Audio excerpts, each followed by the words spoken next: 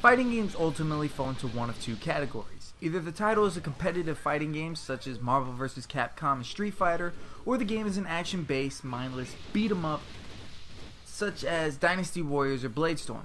Fist of the North Star, Ken's Rage 2 is the latter of the two, as it is a game where you ultimately just go here, fight roughly 100 common foes, move on to the next stage, and then fight some bosses who actually are kind of easy to defeat. The game is based on the hit manga series and is a spin-off of the Dynasty Warriors series, but what surprised me the most about this title was just how much fun I had playing it.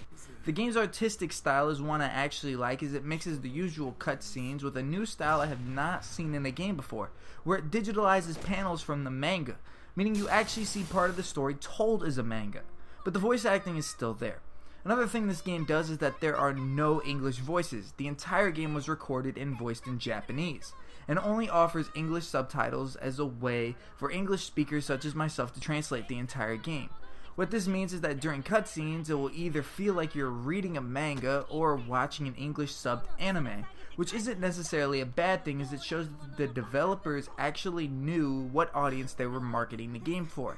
The only downfall, of course, is the fact that the player is forced to read the entirety of the game unless they know Japanese, which can turn a lot of people off about this game.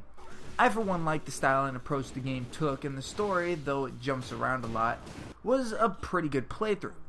There's even a mode where you play as different characters of the game and go through their own story or play with what I would call an alternate reality or a different scenario that the story could have followed.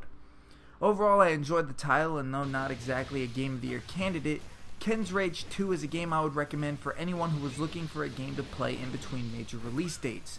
I give Fist of the North Star Ken's Rage 2 a 7 out of 10.